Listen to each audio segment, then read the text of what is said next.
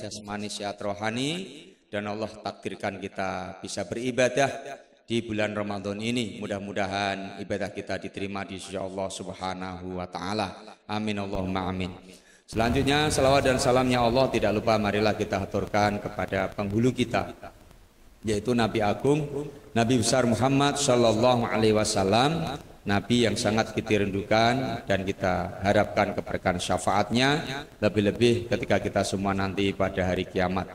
Mudah-mudahan kita semua bisa mendapatkan keberkahan syafaatnya. Amin Allahumma amin. Bapak Ibu yang saya hormati, ada sebuah hadis baginda Rasulullah sallallahu alaihi wasallam bersabda, "Shaumu Ramadan mu'allakun bainas sama'i wal ardi wala yurfa'u illa bi zakatil fitri."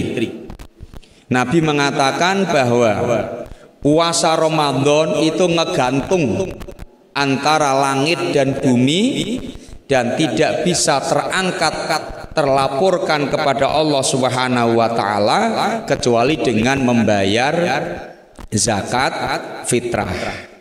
Maka dari itu ibadah puasa Ramadan sangat erat hubungannya dengan yang namanya zakat fitrah. Zakat fitrah itu adalah zakat yang gunanya untuk membersihkan diri kita di dalam kita beribadah kepada Allah. Dalam hadis yang lain Nabi mengatakan, karena Rasulullah SAW farodho zakat al-fitri tuhron lisoimi minar rofasi, bahwa Rasulullah mewajibkan kita semua untuk menunaikan zakat fitrah. Gunanya untuk apa? Untuk membersihkan bagi siapa saja yang berpuasa di bulan Ramadan dari beberapa hal yang menyebabkan puasa kita jadi ternodai. Seperti apa? Seperti ketika kita puasa di bulan Ramadan, kita berdusta, berkata yang jorok, berkata yang tidak baik, itu bisa menodai ibadah puasa Ramadan kita. Nah, maka itu semua akan kita bisa bersihkan itu semua dengan cara apa? Menunaikan yang namanya zakat fitrah. Baik, bisa hormati, kemudian zakat fitrah ini cara penyerahannya itu ada dua sistem, ada dua cara penyerahannya. Yang pertama itu diserahkan langsung, kita nyerahkan langsung kepada mustahik zakat atau asnaf yang ada 8 itu. Ya, itu cara yang pertama. Kemudian cara yang kedua, bisa kita mewakilkan melalui amil zakat yang biasanya itu diadakan di masjid-masjid atau musola. Biasanya ada amil zakatnya. Nah, tergantung kita pilih yang mana. Boleh kita serahkan langsung kepada orang yang bersangkutan, asnaf itu, atau boleh kita nitip diwakilkan kepada panitia amil zakat. Nah, maka kita lihat kondisi kita masing-masing. Kalau kita memang mampu bisa meneliti siapa kira-kira yang berhak untuk terima zakat, bisa kita kasihkan sendiri. Namun kalau tidak bisa, lebih bagusnya diserahkan saja, dikumpulkan kepada panitia amil zakat di tempat kita berada. Nah, kemudian waktu pengeluaran zakat fitrah ini juga terbagi menjadi dua. Ada yang waktu yang wajib. Kapan waktu zakat fitrah dikeluarkan? Ketika matahari sudah terbenam di awal malam 1 bulan Syawal, sampai nanti orang selesai melaksanakan sholat Idul Fitri. Jadi semalaman istilahnya. Nah, itu waktu yang wajib. Maka kita pikir pada diri kita masing-masing, kalau memang kita bisa menyerahkan zakat fitrah kita ini pada waktu yang ditentukan itu, boleh kita serahkan di waktu yang itu. Namun kalau tidak bisa, maka dalam Islam ini ada istilahnya takjil.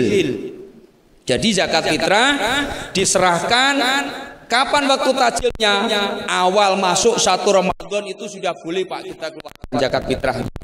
Sampai akhir batas waktu yang ditentukan, yaitu pelaksanaan sholat Idul fitri tersebut. Nah, kemudian ini saran yang saya sampaikan kepada Bapak Ibu, kalau memang kita mau menyerahkan zakat fitrah ini melalui amil zakat, bagusnya itu diserahkan min 2 hari sebelum lebaran sudah diserahkan. Masalahnya apa? Nanti biar merepotkan daripada panitia amil zakat itu sendiri. Kalau kapasitas masyarakatnya banyak, 100 orang lebih semua menyerahkan di 1 hari sebelum lebaran, kan kacau, jadi kasihan panitianya. Maka kalau kita berkeinginan untuk menyerahkan zakat fitrah ini diserahkan kepada panitia amil zakat, lebih bagusnya jauh-jauh sebelum pelaksanaan hari raya itu, masuknya hari raya sudah serahkan kepada panitia amil zakat tersebut. Mungkin seminggu sebelum hari raya atau 10 hari sebelum hari raya bisa kita serahkan zakat fitrah itu, dan ini dinamakan zakat fitrah dengan sistem takjil, dan itu boleh. Daripada nanti kita lebaran repot ngurus ini ngurus itu, sementara zakat fitrah jadi terbengkalai tidak terbayarkan, malah berbahaya. Tadi disampaikan puasa kita akan tergantung antara langit dan bumi kalau kita tidak mau mengeluarkan zakat fitrah. Dan zakat fitrah itu Bapak Ibu ukurannya sama, baik yang kecil, yang tua, yang muda maupun baru lahir, itu ukurannya sama. Jangan pula ada yang berpahaman begini, baru lahir nanti cuma berapa gitu, enggak. Ukurannya sama kalau dalam zakat fitrah ini, baik yang tua maupun yang muda, yang baru lahir maupun yang dewasa, itu semuanya ukurannya sama. Dengan ketentuan memenuhi syarat dia harus mengeluarkan zakat fitrah. Apa itu syarat untuk mengeluarkan zakat fitrah? Yaitu dia menjumpai juz'un min Ramadan dan menjumpai wa juz'un min Syawalin. Dia menjumpai bagian dari bulan Ramadan dan menjumpai bagian dari bulan Syawal. Contoh, ada ibu melahirkan tanggal 30 Ramadan. Di siang hari Ramadan dia melahirkan tanggal 30. Lahir berarti dia menjumpai bulan Ramadan. Sampai masuk bulan Syawal berarti dia tetap harus wajib dikeluarkan zakat fitrahnya.